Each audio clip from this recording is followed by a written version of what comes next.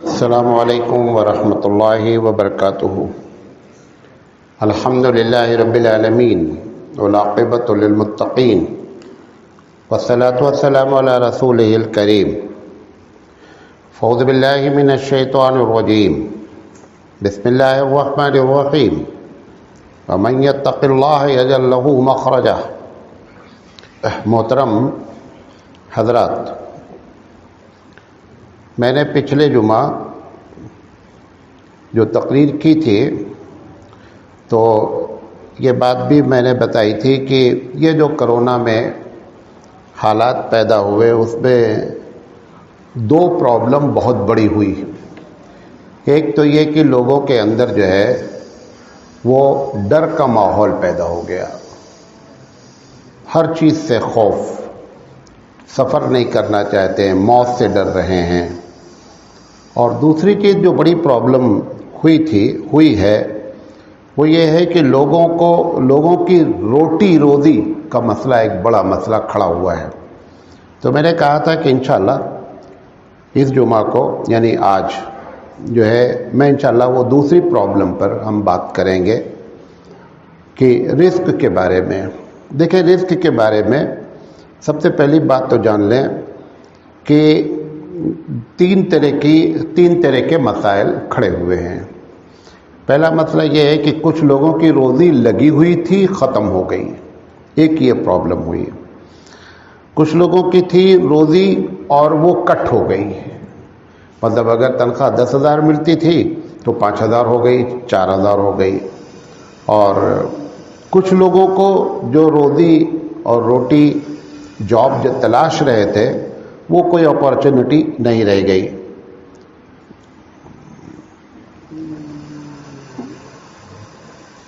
یہ بند ہو گیا ہے ادھر سے۔ تو یہ تین طرح کی پرابلم ہوئی۔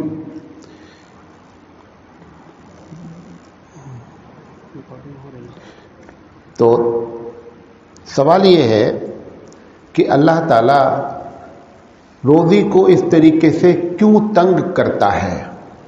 روزی کے بارے میں اللہ تعالیٰ کی بنیادی پالیسی کیا ہے؟ اور روزی روٹی جو ہے وہ انسان کی تنگ کس وجہ سے کی جاتی ہے، اور پھر اس مسئلے کا حل کیا ہے؟ ہم تینوں باتیں کریں گے۔ ہم اللہ تعالیٰ سے دعا کرتے ہیں کہ اللہ تعالیٰ ہمیں صحیح بات کہنے کی اور آپ کو صحیح بات سمجھنے کی توفیق عطا فرمائے۔ دیکھیں، رزق کے بارے میں آپ ایک بات یاد رکھیں کہ قرآن مجید کی آیت ہے کہ وَمَا مِن دَابَّةٍ فِي الْأَرْضِ إِلَّا عَلَى اللَّهِ رِزْقُهَا، کہ زمین پر جتنے بھی جاندار چیزیں چلتی ہیں ان سب کے روزی کا ذمہ اللہ نے لے رکھا ہے۔ یہ ایک آیت ہے۔ بخاری کی ایک روایت ہے کہ جب بچہ ماں کے پیٹ میں ہوتا ہے تو یہ لکھ دیا جاتا ہے کہ یہ روزی کہاں سے حاصل کرے گا، کتنی حاصل کرے گا۔ یہ دوسری پالیسی اللہ کی ہے۔ تیسری چیز یہ ہے، تیسری جو بات ہم کو ملتی ہے، ترمذی شریف کی روایت ہے کہ جتنا رزق لکھا ہوا ہے انسان کی قسمت میں، موت اس وقت تک نہیں آ سکتی ہے، حدیث میں آتا ہے، جب تک کہ وہ اپنے ایک ایک قطرہ اپنا وصول نہ لے، تب تک کسی کو موت نہیں آتی ہے۔ اور بخاری کی ایک اور روایت ہے کہ الرزق اشد طلبا للعبد من اجلہ، کہ جیسے موت آدمی کو تلاش کر لیتی ہے کہ بندہ کہاں ہے، کہیں بھی رہے، بندے کا جو موت کا وقت ہے موت اس کو تلاش کر لیتی ہے۔ اللہ کے رسول صلی اللہ علیہ وسلم نے فرمایا کہ جس طریقے سے موت بندے کو تلاش کر لیتی ہے ایسے روزی بھی بندے کو تلاش کر لیتی ہے، بلکہ اس سے زیادہ، آپ نے فرمایا کہ اس سے زیادہ روزی جو ہے نا وہ بندے کو تلاش کر لیتی ہے جو اس کی قسمت میں لکھا ہوتا ہے۔ اب اس میں ایک بات، دو باتیں اور کہہ کے آگے بات کرتے ہیں۔ جب ہم اس قسم کی باتیں کرتے ہیں تو ایک طبقہ یہ سمجھتا ہے کہ جب لکھا ہی ہے ہماری قسمت میں تو کیا فائدہ ہے کوشش کرنے کا، جو ملنا ہوگا وہ ملے گا. یہ ایک نیگیٹو تھاٹس، نیگیٹو منفی پہلو یہ دماغ میں آتا ہے. اس کا جواب دے دیتے ہیں. اس کا جواب یہ ہے کہ یہ قسمت میں لکھا ہوا ہے کہ محنت کرے گا تو اتنا کمائے گا، محنت نہیں کرے گا تو اتنا کمائے گا، یہ لکھا ہوا ہے. تو یہ جو روزی ہے نا، یہ کنڈیشنل تقدیر ہے. نہیں سمجھے بات؟ محنت کرے گا تو اتنا پائے گا، محنت نہیں کرے گا تو اتنا پائے گا. دونوں کے بارے میں ہم یہ نہیں جانتے کہ محنت کر کے کتنا پائیں گے اور محنت چھوڑ کر کتنا کم پائیں گے. یہ ہمارا اسٹیٹس نہیں ہے، یا اللہ تعالیٰ اپنے اس راز کو بندے کو بتاتا ہی نہیں ہے. اور اس رزق کے بارے میں یہ کوئی ضروری نہیں ہے کہ آپ کا نام احمد ہے تو آپ زیادہ پائیں گے، اس کا نام سیتا رام ہے. یہ رزق کے معاملے میں اللہ تعالیٰ کی policy as a human being ہے، ایز اے ہیومن بینگ ہے، ایز اے انسان ہے. کیونکہ آدم علیہ السلام کے سب بچے ہیں، اور آدم پیدا کیے ہوئے کس کے ہیں؟ اللہ کے ہیں. تو یہ دماغ سے آپ بات نکال دیں کہ فلاں آدمی جو ہے وہ تو مسلمان نہیں ہے لیکن ہم سے اچھا کما رہا ہے، اس کی وجہ دوسری ہے کوئی.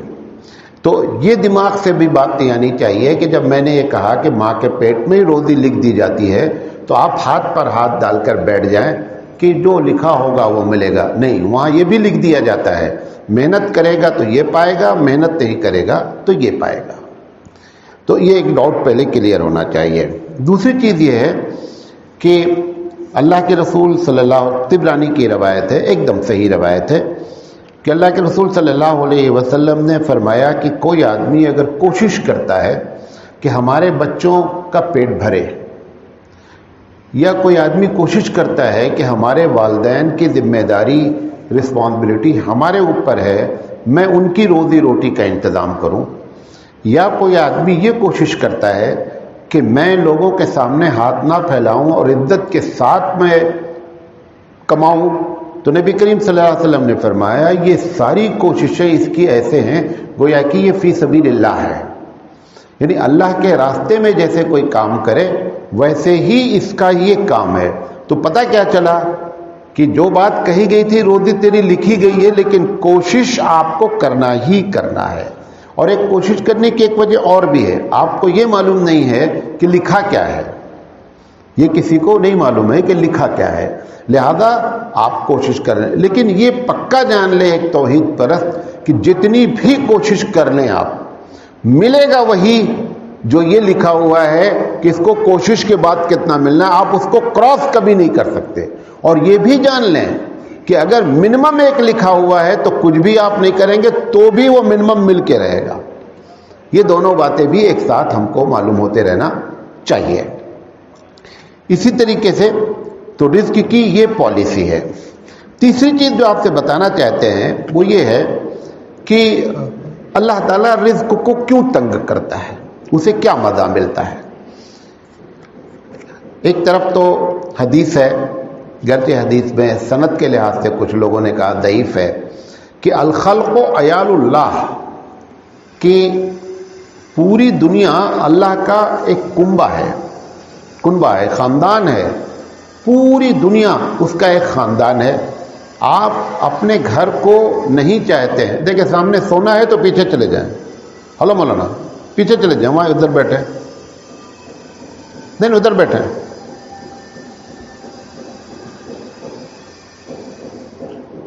کیا کہہ رہے تھے؟ ہاں، یہ پوری دنیا اللہ تعالیٰ کا ایک خاندان ہے. اب ہم اپنے گھر کے بارے میں کبھی نہیں چاہتے ہیں کہ ہم اپنے گھر میں ایسا انتظام کریں کہ کھانے پینے کی پرابلم ہو. کوشش کرتے ہیں کہ ہر چیز جتنی بھی ہم سے طاقت ہوتی ہے. تو سوال یہ ہے کہ پروردگار عالم ایسا کیوں کرتا ہے؟ جب اس کا بھی خاندان ہے تو ساری چیز پرووائڈ کرتے رہے، سب کو روزی ملے، سب لوگ خوشحال رہیں. تو یہ رب ذوالجلال ایسا کیوں کرتا ہے؟ آپ بھی ایسا کرتے ہیں گھر میں کبھی کبھی. اگر گھر میں خود کرتا ہوں، آپ کرتے ہو نہیں کرتے ہو. اگر میں نے ایک چیز کو دیکھا، مثال کے طور پر ہم سیب لے کر کے آئے اور سیب ہم نے دیکھا کہ فریج میں رکھے سوکھ گیا. اب میں نے طے کر لیا کہ سیب ہم نہیں لائیں گے. کیوں؟ کیونکہ اس سیب کی ناقدری ہوئی، لہذا اب ہم اس سیب کو گھر میں نہیں لائیں گے. اس کا یہ مطلب نہیں ہے کہ ہم سیب لا نہیں سکتے، ہم سیب لا سکتے، لیکن تمہاری ناقدری پر میں نے طے کر لیا ہے کہ اب میں سیب نہیں لاؤں. ایسے بہت سی مثالیں آپ دے سکتے ہیں. تو رزق کے تنگ کرنے کی جو اللہ کی بنیادی پالیسی ہے، پہلی وجہ تو یہ ہوتی ہے کہ اگر اللہ تعالیٰ کا رزق جس کو حاصل ہوتا ہے اگر وہ شکر ادا نہیں کرتا ہے پروردگار عالم کا، تو پروردگار عالم پھر رزق تنگ کرتا ہے. شکر سے مراد یہ نہیں کہ اللہ تیرا شکر ہے، اللہ تیرا شکر ہے، یہ تو سبھی لوگ بولتے ہیں. نہیں، شکر کا مطلب یہ ہے کہ جہاں وہ کہتا ہے اور جیسے کہتا ہے ویسے خرچ کرتا ہے تو رب کا شکر ادا ہوتا ہے. اب ایک بندہ کما رہا ہے، بہت سے لوگ آپ اپنے شہر میں دیکھ لیں، اپنے دوستوں میں دیکھ لیں کہ بہت ہائی فائی گئے اور پھر کیا ہو گئے؟ ڈاؤن ہو گئے. اگر آپ اندر گھس کے دیکھیں گے تو وہی ہوا ہوگا کہ پیسے کو جو طرح اللہ چاہتا تھا خرچ کرنا وہ نہیں ہو پایا. وہ نہیں ہونے سے رب ذوالجلال نے کیا کیا؟ روزی کے معاملے کو، جیسے میں نے سیب لانا بند کر دیا، میں ایک چھوٹا سا انسان ہوں، وہ اس نے بھی کیا کیا کہ روزی کو تنگ کر دیا. اب جو لوگوں کی روزی تنگ ہوئی ہے وہ ایک مرتبہ اس بات پر نوٹ کر لیں کہ اللہ کے بتائے ہوئے قانون کے مطابق ہم نے خرچ کیا یا نہیں کیا، تو اس کو معلوم ہو جائے گا روزی تنگ کیوں ہوئی ہے. نمبر 1، قرآن مجید نے بھی اس کی بات کہی ہے. ایک آیت ہے کہ ضرب اللہ مثلا قریۃ، اللہ نے ایک گاؤں والوں کی مثال بیان کی ہے. کانت آمنۃ مطمئنہ، بڑے ہی انجوائے لائف گزار رہے تھے. یاتیہا رزقہا رغدن، اور بہت ریل پیل تھی، خوب رزق آ رہا تھا، کھانا پینا آ رہا تھا. فکفرت بانعم اللہ، اللہ کی نعمت کا ان لوگوں نے کیا کیا؟ ناشکری کی. فاذاقہ اللہ لباس الجوع، پھر پروردگار عالم نے ناراضگی جتائی اور ان کے اوپر جو ہے بھوک اور خوف کا ماحول پیدا کر دیا. کیوں کر دیا؟ کہتا ہے بما کانوا یصنعون، یہ ایسا کیا کیونکہ انہوں نے ایسی حرکت کی. تو جس طریقے سے اس گاؤں والوں کے بارے میں اللہ نے اپنی پالیسی ڈکلیئر کی کہ ناشکری کی بنیاد پر ہم نے یہ کیا، تو ایک وجہ ہوتی ہی رزق کی تنگی کی بنیاد پر. ابھی اس کا بھی جواب دیں گے کہ ایک آدمی غلط کام کرتا رہتا پھر بھی رزق کیوں نہیں تنگ ہوتا، اس کا جواب الگ دیتا ہوں، آپ کو یاد دلائیے، بھولیے گا نہیں. لیکن جس کا رزق تنگ ہو رہا ہے اس میں یہ وجہ ہو سکتی ہے بنیادی طور پر. دوسری وجہ یہ ہے کہ اگر آدمی رزق حاصل کرنے میں، آپ دیکھیں بہت سے لوگ ہوں گے، آپ جانتے ہوں گے، ہم سے کم پڑھا لکھا ہے اور ہم سے اچھی روزی کما رہا ہے، اور ایسے بھی ہیں کہ ہم سے بہت ہائی فائی ہے اور بیچارہ ٹھوکریں کھا رہا ہے. یہ جو رزق ہے، اگر ایک آدمی اپنے رزق کے حاصل کرنے میں جیسے ہی پراؤڈ کرتا ہے، گھمنڈ کرتا ہے کہ یہ میرا گٹس ہے، یہ میری صلاحیت ہے، یہ میرا علم ہے جس کی وجہ سے میں پیسے کما رہا ہوں، اگر یہ دماغ میں ذرہ برابر بھی آتا ہے تو پروردگار عالم کو یہ قطعی نہیں پسند ہے. وہ چاہتا ہے کہ اگر تم کو ملا ہے تو ہمارے واسطے سے ملا ہے، آپ ہمیشہ اس کو ہم ڈائیورٹ کریں کہ میرے رب کا فضل ہے، میرے اندر کیا صلاحیت تھی، ہم سے زیادہ پڑھے لکھے لوگ، ہم سے زیادہ عقل والے لوگ، ہم سے زیادہ باصلاحیت سب کچھ اور نہیں کما رہے، ہم کو اللہ نے دیا ہے. اگر جب بندہ اس قسم کی باتیں کرتا ہے تو پروردگار عالم ایسے شخص کی روزی کبھی نہیں تنگ کرتا ہے. تو دوسری وجہ کیا ہوتی ہے کہ بندے کو اپنی ذات پر ناز ہوتا ہے، فخر کرتا ہے، تو اس فخر کی بنیاد پر پروردگار عالم کرتا ہے، کیونکہ فخر تو اس کو پسند ہی نہیں ہے. قرآن مجید کی زبان کے مطابق سب سے زیادہ مالدار شخص جو گزرا وہ قارون ہے، جو موسیٰ علیہ السلام کے زمانے میں تھا. اتنا خزانہ تھا اس کے پاس کہ خزانے کے لاکر کی چابی، لاکر کی چابی کو وہ جانور پر لے کر چلتا تھا. اتنے چابیاں تھیں اس کے پاس کہ کوئی آدمی نہیں لے چل سکتا تھا.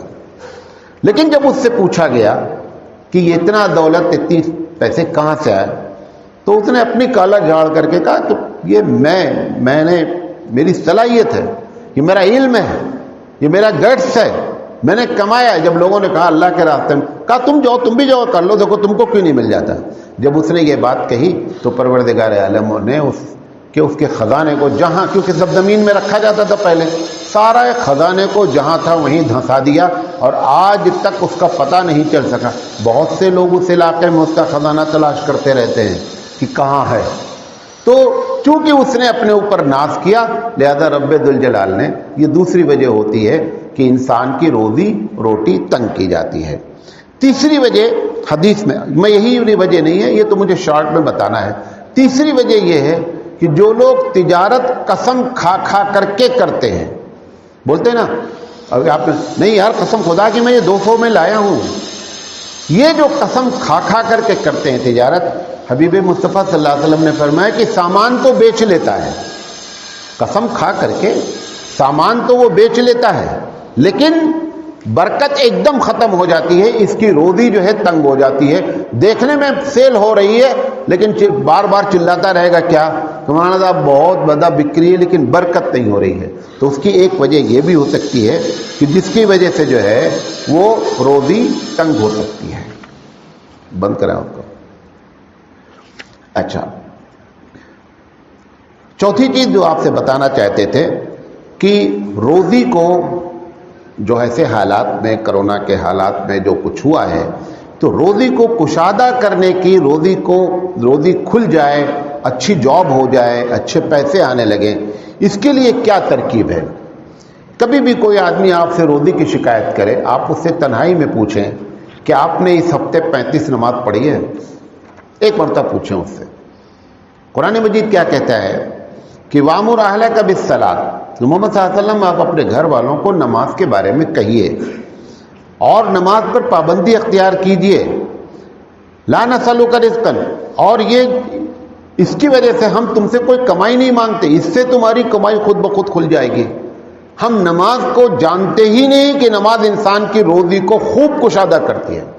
ہمارے بڑے والد صاحب مولانا ارشاد علیہ الرحمہ تو اس پر پوری تقریر کرتے تھے کہ ایک آدمی 5 وقتہ نمازی بتاؤ جس کو اللہ تعالیٰ کھانا نہیں دیتا ہو، آپ ایک آدمی لے کر کے آؤ، اور میں ایسے ہزاروں آدمی لا سکتا ہوں کہ جو شکایت کر رہے ہیں جاب کی، روزی کی تنگی کی، ان سے آپ صرف ایک سوال کر لیں کہ تم نے اس ہفتے 35 نماز پڑھی ہے یا نہیں پڑھی ہے، آپ کو معلوم ہو جائے گا کہ ایک بڑی وجہ اس دنیا میں جو ہے وہ نماز کا چھوڑنا ہے۔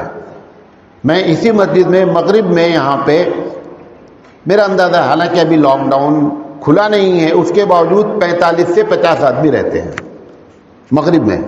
فجر میں جو ہے اس پورے محلے سے کوئی نہیں آتا ہے، ایک بھی نہیں آتے، ایک آدمی نہیں رہتا، صرف یہاں پہ جو بچے ہیں، جو اسٹاف ہے وہ رہتے ہیں۔ آخر وہ کہاں چلے گئے 45 آدمی؟ وہ گئے کہاں 45؟ تو پتہ چلا کہ ہم نے اپنے سہولت کی بنیاد پر ہم نماز پڑھتے ہیں۔ ہم کو فجر میں آنا مشکل ہوتا ہے تو ہم نہیں پڑھیں گے، تو پتہ چلا وہ جو 4 بھی آپ پڑھ رہے ہیں اس میں بھی دم نہیں رہے گا نماز میں، کیونکہ سہولت کی بنیاد پہ نماز پڑھی جا رہی ہے، حکم الہی کی بنیاد پہ نماز تھوڑی پڑھی جا رہی ہے۔ اگر حکم الہی کی بنیاد پر نماز پڑھی جائے تو وہ فجر میں بھی پڑھے گا، کیونکہ جو اللہ فجر کا ہے وہی اللہ ظہر کا بھی ہے۔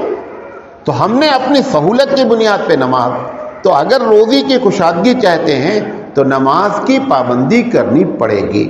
نمبر 2، اللہ کے رسول نے فرمایا کہ صدقہ، آپ نے فرمایا 3 باتیں فرمایا، اس میں سے ایک فرمایا کہ آج تک کبھی ایسا نہیں ہوگا کہ صدقہ دینے کی وجہ سے آپ کی اکنامیکل پرابلم بڑھ جائے، صدقہ دینے کی وجہ سے آپ کے معاشی حالت خراب ہو جائے۔ آپ نے فرمایا ایسا کبھی نہیں ہوگا۔ آپ کو اللہ کے رسول کی بات پر یقین رکھنا چاہیے۔ اور صدقہ، حدیث میں دوسری جگہ آتا ہے کہ صدقہ بلاؤں کو ٹالتا ہے۔ ہم کیا کہہ رہے ہیں؟ ابھی آج کل روزانہ سوال آ رہا ہے، مولانا زیور تو ہے لیکن پیسہ کیش نہیں ہے، قربانی کیسے کریں؟ مطلب اگر بچہ بیمار ہو جائے اور پیسہ نہ ہو تو سب سے پہلے زیور بیچ کر کے بچے کا علاج ہم کرتے ہیں، تب ہمیں سمجھتے ہیں کہ زیور تو کیش ہے، اور جب اللہ کا معاملہ آتا ہے تو ہم کہتے ہیں ہمارے پاس پیسہ نہیں ہے۔ تو کیسے حالات ٹھیک ہوں گے؟ تو تنگی دور کرنے کا دوسرا طریقہ یہ ہے کہ صدقات جو ہیں وہ پابندی سے نکالے جائیں۔ تیسری چیز اللہ نے بیان کی ہے کہ وَمَن يَتَّقِ اللَّهَ، کہ جو آدمی اللہ سے ڈرتا ہے، اللہ سے ڈرنے سے مراد تقوی اختیار کرنے سے مراد، لوگ سمجھتے تقوی اختیار کرنے کا مطلب خوب نماز پڑھیں، تقوی نام ہے برائی کو چھوڑنے کا، تقوی نیکی کے کرنے کا نام نہیں ہے۔ جب بندہ برائی چھوڑ دیتا ہے تو خود بخود نیکی اس سے سرزد ہونے لگتی ہے۔ ہم کیا سمجھ رہے ہیں؟ اس لیے آپ کتنی مرتبہ جملہ بولتے ہیں، ابھی 2 دن پہلے یہاں صاحب آئے، مولانا صاحب فلاں آدمی ایسا کر دیا، 3.5 کروڑ کی ڈیلنگ نہیں کر رہے ہیں، فلاں کر رہے ہیں، میں ان کو بہت دیندار جانتا تھا۔ ہم نے کہا آپ نے دیندار اس لیے جانا ہے کہ وہ نماز پڑھتے، کہا ہاں نماز کے بہت پابند ہیں۔ ہم نے کہا یہی تو غلط فہمی ہے۔ تقوی نام ہے گناہ کے چھوڑنے کا، تقوی نام جو ہے نا وہ عبادت کرنے کا نہیں ہے۔ تقوی نام ہے جتنا گناہ چھوڑیں گے وہ اتنا متقی بنیں گے۔ ہم سمجھتے ہیں جتنا تسبیح پڑھیں گے وہ اتنا متقی بنیں گے، کبھی نہیں بنیں گے۔ تسبیح اور نماز سے آپ دھوکہ دے سکتے ہیں، یہ تو پاسبل ہے، لیکن حقیقت میں اندر سے ہم بدلتے نہیں ہیں۔ تو اللہ تعالیٰ کہتا ہے کہ جو اللہ سے ڈرتا ہے اس کے لیے پروردگار عالم ایگزٹ کرتا ہے، روزی کے راستے کھولتا ہے، وَيَرْزُقُ مِنْ حَيْثُ لَا يَحْتَسِبُ، اور ایسی جگہ سے روزی عنایت کرتا ہے کہ اس کے فرشتوں کو بھی نہیں ہوتا کہ یہاں سے بھی ہم کو پیسے آ سکتے ہیں۔ یہ تیسرا طریقہ ہے۔ اور چوتھی بات جو ہے اللہ کے رسول نے فرمایا کہ وَمَنْ يَتَوَكَّلْ، جو اللہ پر بھروسہ کرتا ہے، محنت کرتا ہے، بھروسہ کرتا ہے، تب پروردگار عالم ایسے لوگوں کے لیے بھی روزی کا دروازہ کھولتا ہے۔ چھٹی چیز مسند احمد کی روایت ہے کہ جو لوگ صلہ رحمی کرتے ہیں، آپس میں رشتہ داروں کو دیتے دلاتے ہیں، اور اسی میں ہے کہ والدین کے ساتھ اچھا سلوک کرتے ہیں، تو پروردگار عالم ایسے شخص کو بھی روزی کشادہ کرتا ہے۔ اور چھٹی بات حدیث میں آئی کہ جو لوگ شادی کرتے ہیں اس بنیاد پر کہ اللہ کچھ بھی نہیں ہے لیکن شادی کرنے جا رہا، آپ تو شادی کو ڈیلے کرتے ہیں کہ شادی کریں گے تو کھائے گی کہاں سے؟ قرآن مجید کی آیت ہے کہ تم شادی کرو، اگر تم غریب ہو تو ہم تم کو امیر کر دیں گے۔ اللہ کی بات ہی آپ نہیں مان رہے ہیں، اللہ کو کیا غرض پڑی ہے؟ آپ کہہ رہے ہیں ہم شادی اس وقت کریں گے جب امیر ہو جائیں گے۔ ٹھیک ہے، امیر ہو جانا، شادی کرنا، یہ اسی لیے تو ڈیلے ہو رہا ہے۔ قرآن کریم جو ہے اس میں جو لکھا ہے اس کتنا الٹا ہو گیا ہمارا مزاج۔ وہ کہہ رہا ہے شادی کرو تاکہ تم امیر ہو جاؤ، تم بولتے ہیں ہم امیر ہو جائیں گے تو شادی کریں گے، تو الٹی پالیسی ہو گئی نا، ایک دم الٹ گیا معاملہ۔ لہذا آپ کے لیے تنگی جو ہے وہ برقرار رکھے گا کیونکہ ہم نے رب کی بات نہیں مانی۔ اور آخری بات ہے جو ابن ماجہ میں روایت ہے اور ابو داؤد میں روایت ہے، مسند احمد میں روایت ہے، وہ یہ ہے کہ جن لوگوں کی روزی تنگی ہے وہ کثرت سے استغفار کریں۔ استغفار کا 2 طریقہ ہوتا ہے، اللہ توبہ اللہ توبہ اللہ توبہ، یہ اللہ توبہ استغفار نہیں ہوتا ہے۔ بیٹھیں، اپنے گناہوں کو یاد کریں، اس پر شرمندہ ہوں، نہ کرنے کا ارادہ کریں۔ جب یہ ہوتی ہے تو توبہ ہوتی ہے، تو پروردگار عالم پھر راستے کھولتا ہے۔ لہذا یہ کرونا کے ماحول میں جو پہلی چیز تھی خوف، اس کی ترکیب بتائی۔ دوسری چیز جو روزی سے سب لوگ تنگ اور پریشان ہیں، پوری دنیا پریشان ہے، آپ اس فارمولے کے تحت زندگی گزاریں تو انشاءاللہ روزی جو ہے وہ آسان ہو جائے گی۔ اللہ تعالیٰ سے دعا ہے کہ اللہ تعالیٰ کہنے سے زیادہ عمل کرنے کی توفیق عطا فرمائے۔ وآخر دعوانا